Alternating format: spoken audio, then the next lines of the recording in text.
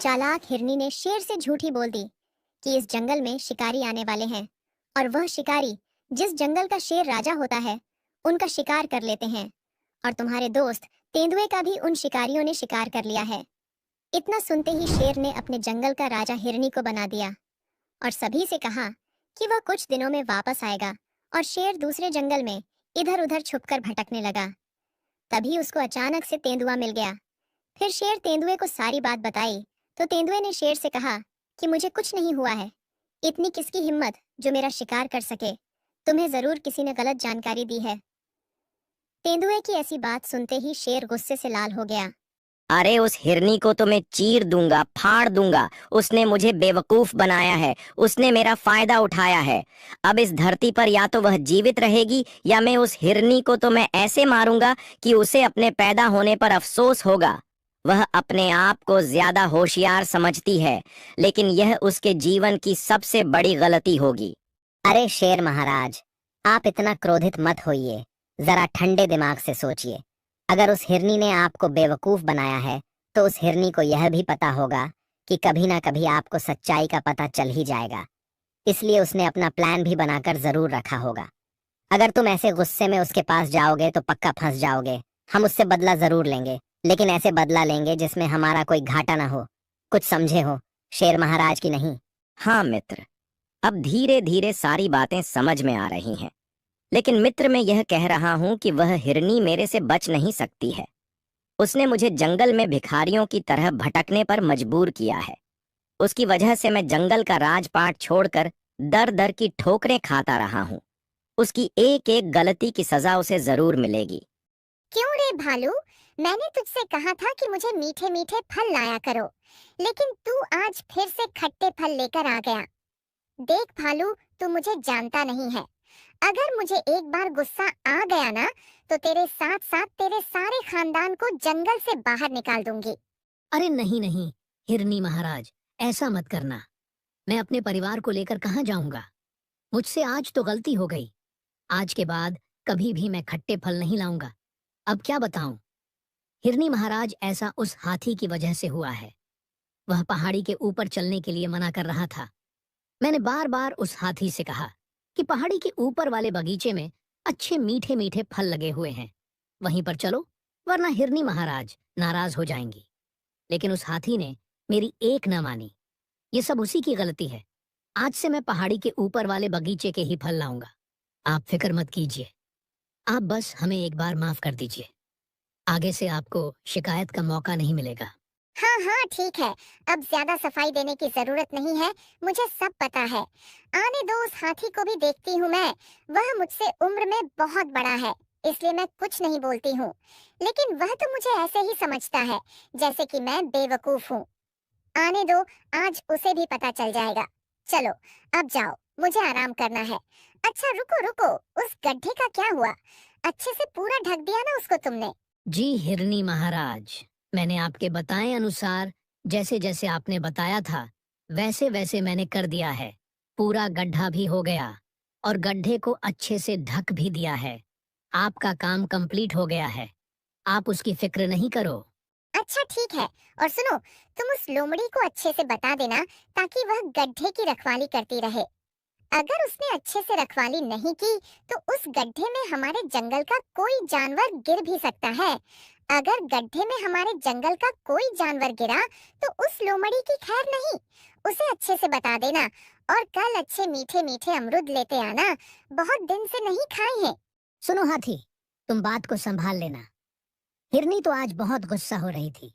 बोल रही थी कि आज के बाद अगर खट्टे फल लाए तो बहुत बुरा होगा। मैंने तो हिरनी से बोल दिया है कि हाथी ने पहाड़ी पर जाने से मना कर दिया था, इसलिए आज के खट्टे फल हैं। अगर हिरनी कुछ कहे तो तुम भी कुछ बातें बना देना। और सुनो लोमड़ी, हिरनी महाराज ने तुम्हें भी एक आदेश दिया है कि तुम आज से उस गड्ढे की रखवाली करना, ताकि उसमें कोई जंगल का जानवर गिर ना जाए। अगर उसमें कोई जंगल का जानवर गिर गया तो उसकी जिम्मेदारी तुम्हारी होगी। समझ गई कि नहीं? हाँ भालू भैया, मैं तो समझ गई हूँ, लेकिन मुझे तो यह समझ में नहीं आ रहा है कि उस हिरनी ने जंगल के बीच रास्ते में गड्ढा क्यों खुदवाया है और उसके ऊपर ऐसी लकड़ियाँ क्यों रखी हैं जिससे कि कोई भी जानवर उस पर थोड़ा सा वजन रखते ही उस गड्ढे में गिर जाएगा। मेरी तो कुछ भी समझ में नहीं आ रहा है। कहीं यह हिरनी महाराज पागल तो नहीं हो गई है? और अगर एक कुछ दिन और हमारे महाराज ये हिरनी रही तो हम लोगों को पागल जरूर कर देगी। अरे नहीं नहीं लोमड़ी, ऐसी बात नहीं है। जब तक हिरनी हमारे महाराज है तब तक हम सुरक्षित हैं। क्योंकि तुम्हें पता नहीं है क्या, जिस जंगल का राजा शेर होता है उस जंगल पर शिकारी हमला कर रहे हैं। मैंने यह भी सुना है। यही कारण है कि शेर इस जंगल को छोड़कर चला गया है और पूरा राज्य हिरनी को सौंप गया है। उसमें कुछ तो बात होगी, तभी तो शेर ने उसे अपना राज सौंपा। हमें हिरनी की बात माननी ही पड़ेगी। अच्छा अच्छा, ठीक है। मैं कौन सा ये बोल रही हूँ कि मैं हिरनी महाराज की बात नहीं मान रही हूँ। मैं तो बस ऐसे ही बोल रही थी। हिरनी जंगल में घूम रही थी, तभी अचानक से उसके पास शेर पहुंच गया। शेर को अपने सामने देखकर हिरनी तो बहुत डर गई। तभी शेर बोला, अरे हिरनी, क्या कर रही हो? तुम्हारा बहुत बहुत धन्यवाद जो तुमने अभी तक हमारा राज्य संभाला है। बस थोड़े दिन तक और मेरा राज्य संभाल लो। तुम्हारी बहुत मेहरबानी होगी। शेर की ऐसी बातें सुनकर हिरनी को ये बात तो समझ में आ गई कि शेर को अभी सच्चाई का पता नहीं चला है। फिर हिरनी सोचने लगी, यह तो बहुत ही अच्छा हुआ है। मैं तो डर ही गई थी। मुझे लगा शेर को सच्चाई का पता चल गया है। फिर शेर गुस्से में शिकार करने के लिए आ रहा है। अब तो वह मेरा शिकार कर देगा। अरे कुछ तो बोलो हिरनी, तुम तो मुझे देखकर सोच में पड़ गई। नहीं नहीं शेर महाराज, मैं तो आपको देखकर बहुत खुश हो गई हूँ। और आप ऐसी बातें क्यों कर रहे हो? इसमें एहसान की क्या बात है? ये जंगल के सारे जानवर मेरा परिवार ही तो है और ये जंगल मेरा भी तो घर है और जंगल के सभी जानवरों की रक्षा करना मेरा फर्ज है। और भला अपने घर के सदस्यों की रक्षा करना भी कोई एहसान की बात होती है क्या? आप ऐसी बात नहीं कीजिए महाराज। मैं अपने जीवन की परवाह के बिना अपने जंगल के सदस्यों की हमेशा रक्षा करूंगी और हमेशा अपने परिवार की रक्षा करने के लिए तैयार रहूंगी। हिरनी की ऐसी बातें सुनकर शेर मन ही मन में सोच रहा था कि अरे बदमाश हिरनी, मेरा मन तो कर रहा है कि तेरा शिकार अभी हाल कर लूं, लेकिन कहीं तूने कोई जाल तो नहीं बिछा रखा होगा? जहां मुझे तेरा शिकार करने का मौका मिलेगा तो मैं तेरा शिकार 1 मिनट में कर लूंगा। बदमाश लोमड़ी, तूने मुझे बेवकूफ बनाया है। तुझे तुम्हें तड़पा तड़पा के मारूंगा। अरे शेर महाराज, क्या सोच रहे हो आप? कुछ नहीं हिरनी, मैं तो बस यही सोच रहा हूँ कि तुम कितनी नेक दिल हो। तुम्हारे अंदर तो बिल्कुल भी घमंड नहीं है। तुमने शिकारी की परवाह किए बिना इस राज्य की रक्षा की है। अच्छा अच्छा, ठीक है महाराज, ये सब छोड़िए और चलो मेरे साथ चलिए। मैंने आपके लिए आपके स्वागत में एक स्पेशल जगह तैयार कर रखी है। अब आप आ ही गए हैं तो गुफा में बाद में चलेंगे। चलो उस जगह चलते हैं। हिरनी ने सोचा कि अभी शेर को पता नहीं चला है, लेकिन अगर जिस दिन शेर को पता चल गया तो शेर पक्का मेरा शिकार कर लेगा। फिर हिरनी शेर को गुफा की तरफ ले जाने लगी। हिरनी आगे आगे चल रही थी क्योंकि उसको यह डर था कि यह शेर कभी न कभी उस पर हमला कर ही देगा और फिर से जंगल का राजा बन जाएगा। इसीलिए हिरनी ने जहां गड्ढा खुदवाया था, हिरनी आगे आगे चलकर वहीं शेर को ले जा रही थी। वह शेर हिरनी के पीछे पीछे इसलिए चल रहा था क्योंकि शेर को डर था कि हिरनी कोई चाल ना खेल दे। इसलिए शेर हिरनी पर चारों तरफ से नजर रख रहा था और इसलिए वह हिरनी के पीछे पीछे चलकर अपने आप को सुरक्षित महसूस कर रहा था और हिरनी पर हमला करने का मौका देख रहा था। फिर हिरनी आगे जाकर शेर से कुछ कदम आगे रुक गई और शेर ने भी चारों तरफ देखा और शेर को भी लगा कि यह मौका सबसे अच्छा है। इसी समय हिरनी का शिकार कर लेना चाहिए। फिर शेर ने हमला कर दिया और हिरनी के ऊपर एक छलांग लगा दी। लेकिन यह चाल तो हिरनी की थी, तो हिरनी तुरंत ही मौके पर से दूर हो गई और शेर गड्ढे में फंस गया। अरे शेर, तू क्या सोचता था कि तू मेरा शिकार करके इस जंगल पर फिर से राज करेगा? अरे अब तो इस जंगल की राजा मैं हूँ और मैं ही रहूंगी। तू मेरा शिकार करना चाहता था, लेकिन अब तेरा ही शिकार हो गया। अरे हिरनी महाराज, शेर महाराज कहाँ पर हैं? हमारे जंगल में एक तेंदुआ आ गया है। वो देखने में बहुत ही खतरनाक लग रहा है और वह इसी तरफ आ रहा है।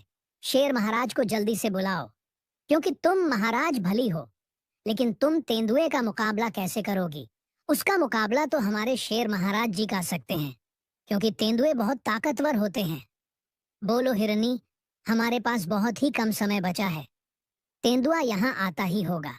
भालू की ऐसी बात सुनकर हिरनी सब समझ गई कि शेर और तेंदुआ आपस में जरूर मिले होंगे। तभी शेर को सच्चाई का पता चल गया होगा, इसलिए शेर मुझ पर हमला कर रहा था। और अब तो यह दो है, तेंदुआ और शेर।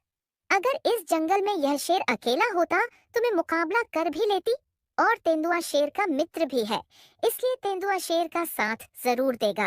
तेंदुए के आने से पहले जंगल को छोड़कर जाना पड़ेगा, वरना अगर यह शेर गड्ढे में से निकल गया और वह आ गया तो मेरा शिकार होना पक्का है। क्या हुआ हिरनी, क्या सोच रही हो तुम?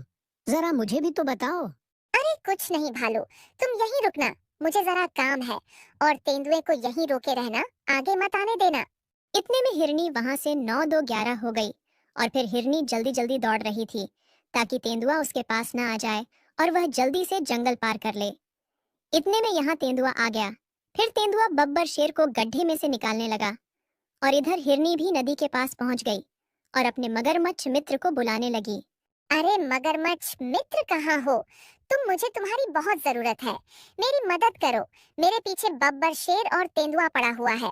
अगर आज तुम टाइम पर नहीं आए तो मेरा शिकार होना पक्का है। मेरी मदद करो। मगरमच्छ याद करो, मुसीबत में मैंने भी तुम्हारी बहुत मदद की है। कहाँ हो मगरमच्छ, जल्दी आओ। कहाँ हो मगरमच्छ, जल्दी आओ। इधर तेंदुए और भालू ने बब्बर शेर को गड्ढे में से बाहर निकाल लिया है। अरे शेर महाराज, आप ठीक तो हो? आपको कहीं चोट तो नहीं लग गई है? नहीं नहीं तेंदुए, लेकिन तुम लेट क्यों हो गए हो? तुमको थोड़ा जल्दी आना चाहिए था ना। अगर तुम थोड़ा और जल्दी आ जाते तो उस हिरनी का शिकार कर लेते। अरे शेर महाराज, मैं तो जल्दी ही आया हूँ, मैं तो अपने प्लान किए गए समय पर ही आया हूँ, लेकिन मुझे ये समझ नहीं आ रहा है कि उस हिरनी को कैसे पता चला कि मैं यहाँ आ रहा हूँ। जरूर उसे किसी ने बताया होगा, तभी तो वह मेरे आने से पहले भाग गई। अच्छा, कौन है वह मूर्ख जिसने उसे बताया है? एक बार उसका नाम पता चल जाए, उसको चीर दूंगा, फाड़ दूंगा, इतना मारूंगा कि उसे अपने पैदा होने पर अफसोस होगा। ऐसा कौन है जो मेरे राज्य में रहकर मेरी जासूसी कर रहा है? शेर की ऐसी बातें सुनकर भालू को बहुत डर लग गया। उसे लगा अगर शेर को पता चल गया तो शेर मुझे मार ही डालेगा।